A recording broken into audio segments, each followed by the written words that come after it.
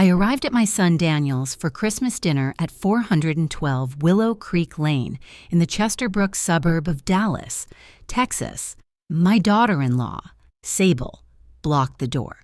"No room for you," she said.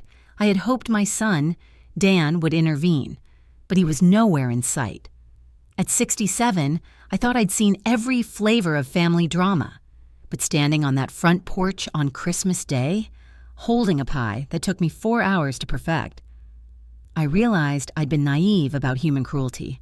The house looked like something from a magazine, all white columns and elegance, a sharp contrast to the coldness of the woman inside. "Eleanor." Sable stood in the doorway in a severe burgundy dress. "What are you doing here?" I blinked. "It's Christmas dinner. Daniel invited me last week. That was before we finalized the guest list." She stepped back slightly, keeping her body blocking the entrance. Through the gap, I could see the dining room table set for 10. Crystal and gold-rimmed plates everywhere. No place setting for me. "Sable, I brought apple pie. Daniel's favorite way." Her smile was sharp. "How thoughtful. But honestly, we're completely full. There's simply no room."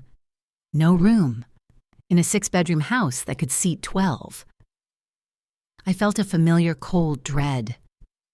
Perhaps I could wait in the kitchen until someone leaves. "Oh, I don't think so." Her voice was condescending. "This is really more of a business dinner anyway. You'd be bored with all the corporate talk." I heard Daniel's laugh from inside.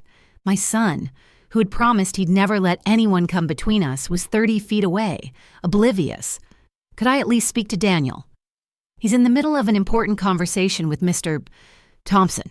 She returned with a paper plate covered in aluminum foil. I could see turkey scraps and dry stuffing. "There we go." She set the plate on the front porch next to the welcome mat that said, "Blessed Family." Then she pointed to the ground beside the plate. You can eat right there if you're hungry, like a good dog." The words hung in the December air. A dog.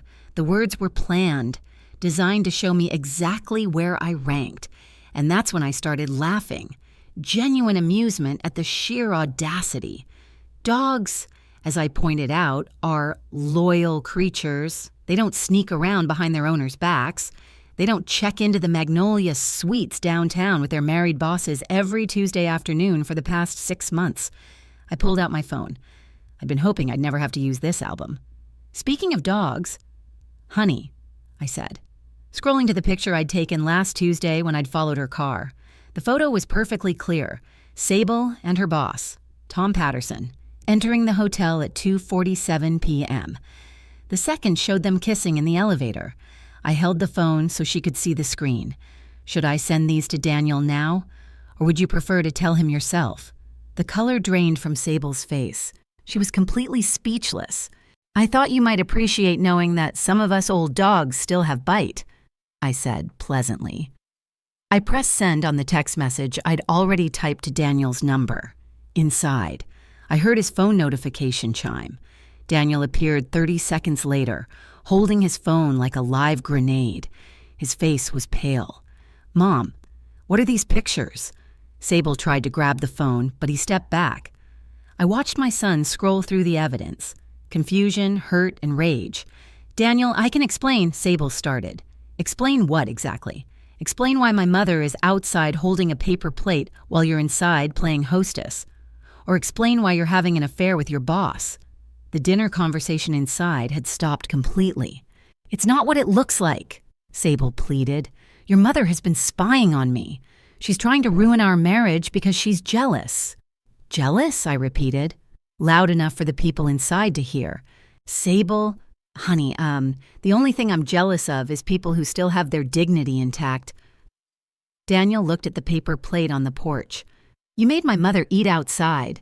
It was just a joke. A silly Christmas prank." "A prank?" Daniel's voice was deadly quiet. "Mister."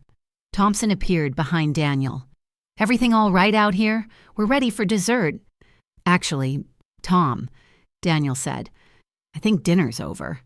"Because," I called out cheerfully before stepping past Sable into the foyer.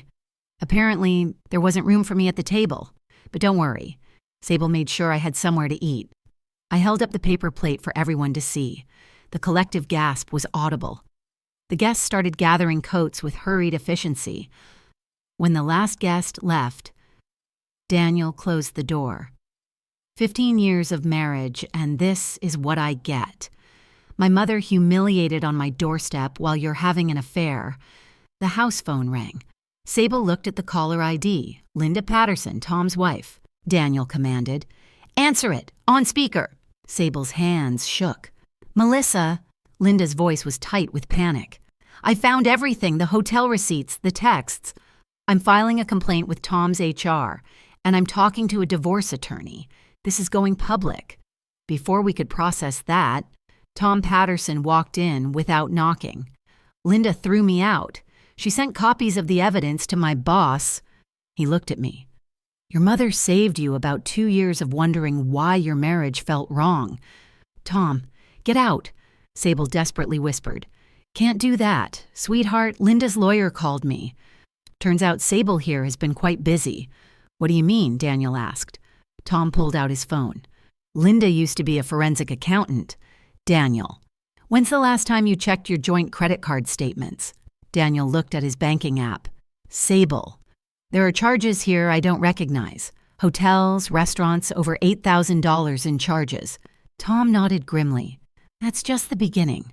Linda found evidence of a second credit card, opened in your name, Daniel, but sent to a P.O. box Sable has been using... Silence. Sable, Daniel said slowly. Is this true? You opened a credit card in my name to fund your affair. It was only supposed to be temporary. I was planning to pay it back. Melissa, that's fraud, I interrupted. Identity theft, Tom confirmed. It's a federal crime, about $37,000 over the past 8 months.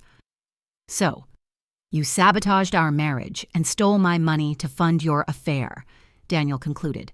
That's exactly what you did when you humiliated my mother today. You wanted me to ask for a divorce so you wouldn't have to be the bad guy, Tom said to Sable. Sable's phone buzzed with a text. It was from Linda. I'm filing for divorce and sending all the evidence to your HR department. Have a Merry Christmas. Daniel looked at his wife. The woman I married wouldn't have humiliated my mother. The woman I married wouldn't have had an affair. You changed into someone I don't recognize. The phone rang again. Answer it.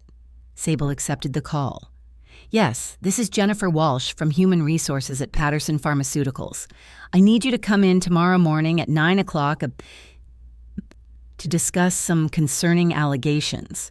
The line went dead. Daniel looked at Sable.